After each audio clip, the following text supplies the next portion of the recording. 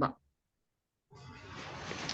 Muy buenas noches. En esta ocasión vamos a exponer sobre el tema del trabajo que hemos desarrollado, los compañeros aquí presentes, sobre la separación conceptual y la necesaria entre moral y derecho, y así como la tesis de la discrecionalidad y puentes sociales. Siguiente, compañera.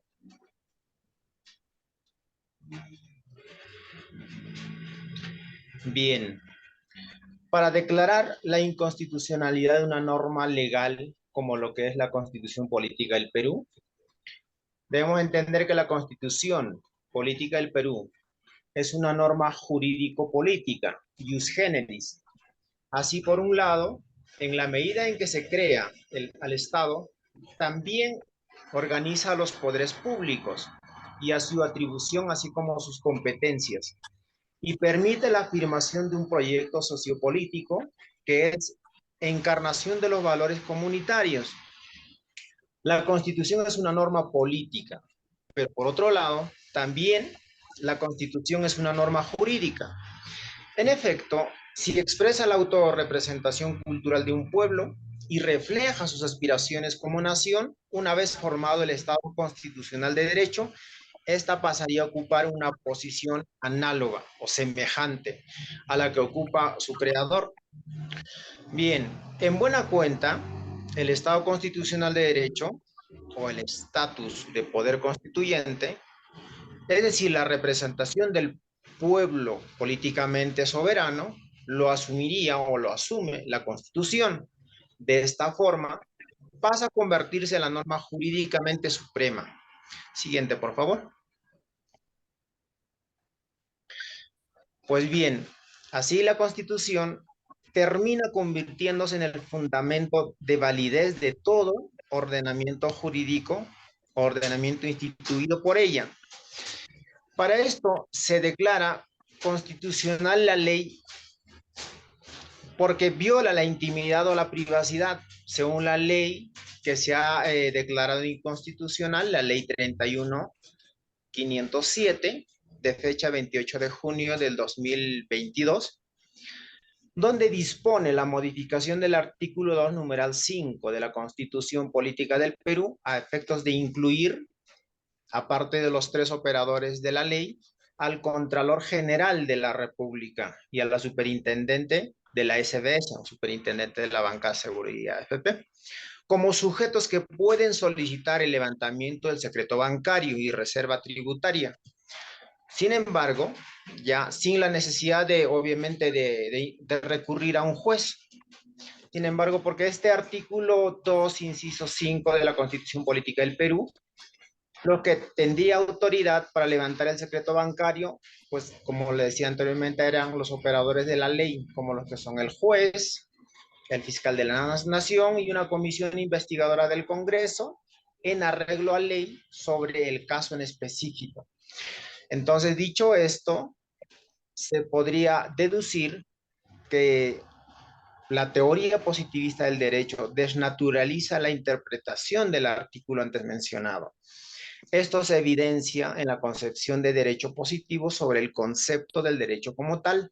Por ejemplo, la inexistencia de principios en el derecho, la no obligatoriedad de las normas justas en el ordenamiento jurídico y en las diversas tesis positivistas y en las teorías de derecho positivo, incluyentes así como en las excluyentes. Dicho esto, pasaremos a analizar las diferentes teorías de los diferentes filósofos de la filosofía. Le pasaré la palabra a mi compañero Josué.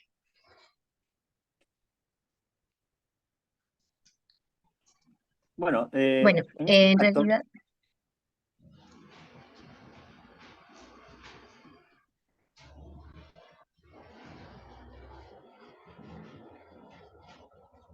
bueno, disculpen, creo que hubo un error. A continuación les vamos a hablar un poco de los dos filósofos más influyentes del siglo XX. En este caso tenemos a Hans Kelsen. Este filósofo nació en Praga el 11 de octubre de 1881 y falleció en Berkeley, California, en 1973.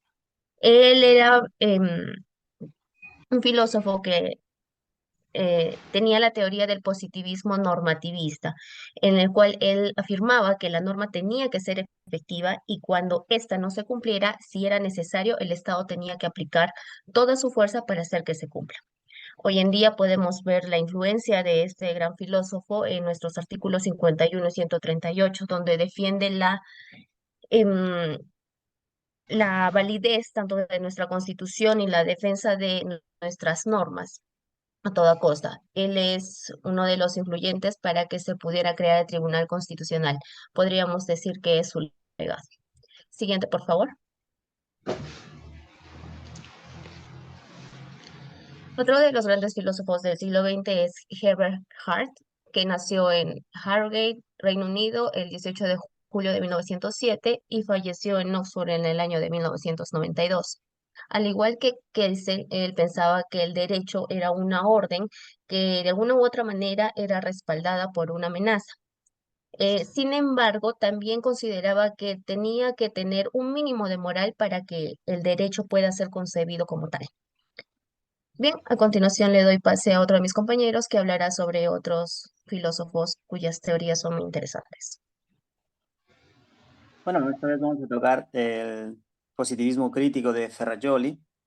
Luigi Ferrajoli, filósofo italiano, su aporte al estudio del derecho es un verdadero universo y sus líneas investigativas más trascendentales se refieren al derecho penal, a la teoría del derecho y a los derechos fundamentales. Sus obras más importantes son El Derecho y Razón, Teoría del Garantismo Penal de 1989 y Principia Iuris, Teoría del Diritto e della Democrazia del 2007. Luego vamos a tocar lo que se trata sobre su teoría jurídica y crítica. Ferrajoli defiende una teoría jurídica de carácter crítico. En primer lugar, es necesario entender cómo queda estructurado el ordenamiento jurídico tras la constitucionalización de los derechos y a la vista de la introducción de la noción de vigencia. Lo importante es entender las relaciones que se generan entre los diversos niveles normativos del ordenamiento. En segundo lugar, se requiere hacer una referencia a la redefinición que el profesor italiano hace de las antinomias y lagunas jurídicas. Ferrajoli distingue entre legitimación externa o justificación y legitimación interna o legitimación en sentido estricto. La primera está integrada por criterios de valor moral y políticos de tipo extra o metajurídicos, es decir, razones externas del derecho, mientras que la segunda se identifica con pautas normativas cristalizadas dentro de separación entre el derecho y la moral.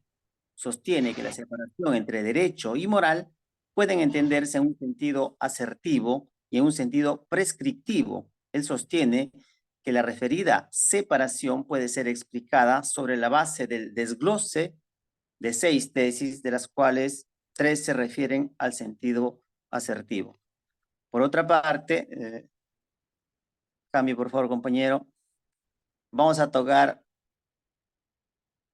de otro grande filósofo y vamos a tratar sobre el realismo jurídico de Rawls y su apartamiento del positivismo.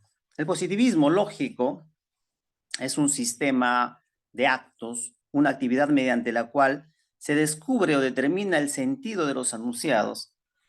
Siguiendo esta tesis, Rawls afirma: el objeto de la filosofía del derecho no es el derecho, ni parte o aspecto alguno de esto, sino la ciencia del derecho. La filosofía del derecho está, por así decir, un piso más arriba que la ciencia del derecho y la mira desde arriba.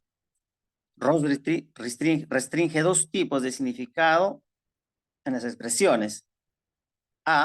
Pero por decir, ¿no? El primer punto sería el expresivo. Cuando una expresión lingüística es síntoma de algo, y representativo cuando una expresión representa algo. Se puede decir que el significado expresivo remite a la causa psicológica. Lo que se produzca la expresión y el significado representativo es el efecto, en un modo semántico, de la expresión que se ha producido. Si las expresiones descriptivas tienen significado representativo, y Ross las llama aserciones. Después tenemos el significado de la expresión del derecho vigente, ¿no? Según Ross, busca el modelo de las normas jurídicas en un lugar fuera del mundo del derecho y lo encuentra en el juego de ajedrez, el famoso juego de ajedrez de Ross.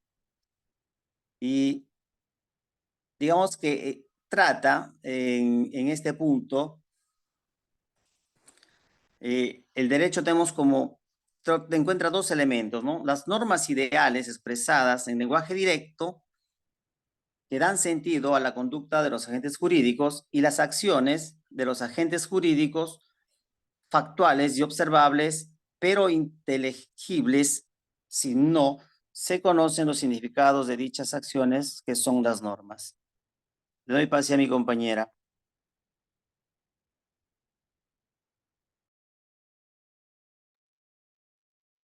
Bueno, como conclusiones hemos llegado a ciertos puntos en donde se evidencia que la concesión del derecho positivo sobre el concepto de derecho, la inexistencia de principios en el derecho, la no obligatoriedad de normas justas en el ordenamiento jurídico, en las diversas tesis positivistas y en las teorías de derecho positivo, son incluyentes y excluyentes. También, como conclusión, tenemos que Hart comienza reconstruyendo la teoría que explica que el derecho como un conjunto de órdenes generales que son respaldadas por amenazas emitidas por un soberano independiente y supremo, generalmente obedecido. También otra conclusión que hemos encontrado es que el debate en torno a la incorporación o exclusión de la ética en el derecho cada día es más extenso, por lo que se vuelve muy complejo analizar los argumentos de todos los pensadores que aportan algo al respecto, de acuerdo a la perspectiva sobre ética en su versión, ¿no? También es el derecho que se defiende a aquellos que dejan fuera a la ética y también sustentan la teoría de separación en aras a defender la seguridad jurídica. El presente panorama se realizó con la intención de demostrar a partir de que las teorías existentes que el positivismo jurídico ya no da cuenta de los restos estados constitucionales contemporáneos. También podemos concluir que un Estado democrático de derecho, todas las instituciones públicas deben estar, por definición, al servicio de la ciudadanía, toda vez que se deben a la población en el ejercicio de una función. Así, dicho contexto adquiere especial relevancia el derecho fundamental de acceso a la formación pública, pues es obligación de las instituciones públicas le brindar información que esté en su posesión cuando un ciudadano lo solicite sin expresión a alguna causa.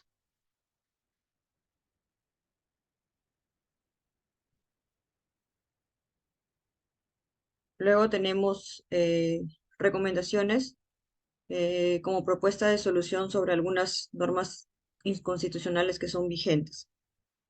Hemos podido dar como ejemplos que todo ciudadano puede requerir información de índole estatal sin decir la causa del por qué lo solicita. Está además, solo pagará el costo por servicio, no se puede pedir información personal ante esta situación. Las entidades deberían brindar más facilidades, ya que si bien es cierto, los trámites son engorrosos porque la persona pasa por una serie de requisitos, deberían tener más accesibilidad y eficacia con los documentos. En los casos de lo que es los secretos bancarios y reserva tributaria, solo se podría revelar las informaciones que son autorizadas por un juez, pues ninguna entidad financiera debe revelar los datos bancarios e información privada a los clientes. Se debería determinar mediante normas el plazo máximo de que un juez debe dar respuesta a un tema que se tenga que llevar, ya que hay personas que se han demorado hasta más de 6 meses para obtener esa información y muchas veces la información es con carácter de urgencia. No le doy pase a mi compañera. Bueno, finalmente para poder relacionar todos estos puntos vamos a analizar el caso de Ana Estrada Ugarte. Es un caso bastante controversial debido a que la eutanasia no está legalizada en nuestro país. Entonces, según la Defensoría del Pueblo, alega que los derechos que se estarían vulnerando de Ana Estrada son el derecho a la muerte en condiciones dignas, el derecho a la dignidad, derecho al libre desarrollo de la personalidad, el derecho a la vida diaria y el derecho a no ser sometido a ser sometido a tratos crueles e inhumanos. ¿Cuál es la demanda de Ana Estrada? Es una acción de amparo contra el Ministerio de Justicia, el MINSA y el Salud.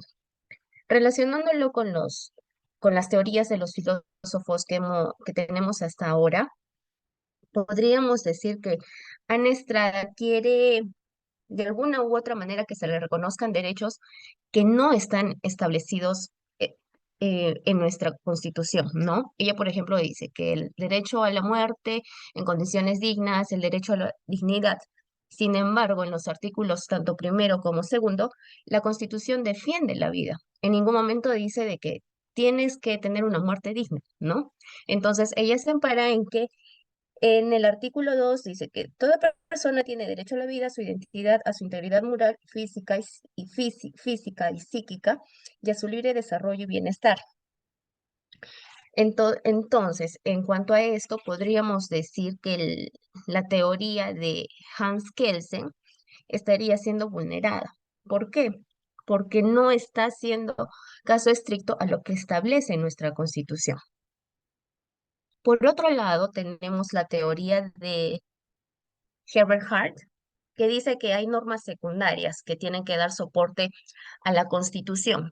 En este caso, Ana Estrada lo que indica es que quiere que se inaplique el artículo 112 de nuestro Código Penal. Podríamos decir que es una norma que le da soporte a nuestra Constitución. ¿Qué es lo que dice el artículo 112? Dice, homicidio piadoso. El que por piedad mata a un enfermo incurable que le solicita de manera expresa y consciente para poner fin a sus intolerables dolores, será reprimido con pena privativa de libertad no mayor de 3 años. ¿Esto qué quiere decir? Quiere decir que Ana Estrada solicita que un profesional de la salud haga caso omiso a este artículo, que no se le sancione, ya que va a dar fin al hecho de que ella tiene una enfermedad incurable, ¿no? Entonces, en este caso, también estaría vulnerando una teoría que nos dice Herbert Carr, en la cual nos dice, ¿no? Que no se deben vulnerar tampoco estas normas, por más que esté pegado a la línea moral, por decirlo de algún modo. En cuanto a la realidad jurídica, hemos tocado las teorías de Luigi Ferrajoli y también de Alf Ross. En este caso, Luigi Ferrajoli nos habla sobre las garantías,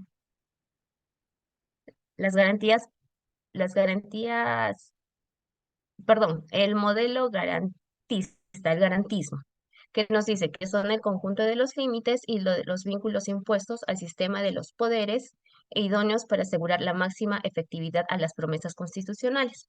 Como acabamos de mencionar, ¿no? El hecho de que tengamos un código penal y que ya esté establecido que hay un castigo para aquella persona que por más que quiera aplacar el dolor de alguien que está sufriendo, no puede cometer un acto de homicidio.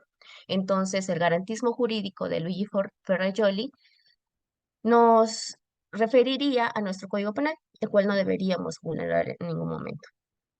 Y bueno, finalmente, con relación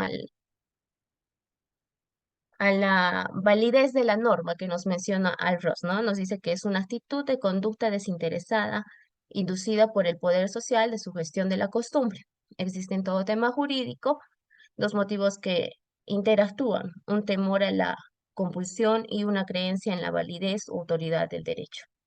En este caso, como ya hemos visto, las normas que nuestro código penal establece son totalmente válidas y por lo tanto, en el fallo que ha dado este juez, en el caso de Ana Estrada, va en contra de todas estas teorías, salvo en el último punto que declara improcedente el hecho de que el Ministerio de Salud tenga que establecer un procedimiento para posteriores casos, ¿no? En caso se diera, pero de allí la sentencia ha sido favorable hacia Ana Estrada en primera instancia. Bueno, Eso sería por parte de nuestro grupo profesor. Esperemos que haya sido una exposición contundente. Buenas noches.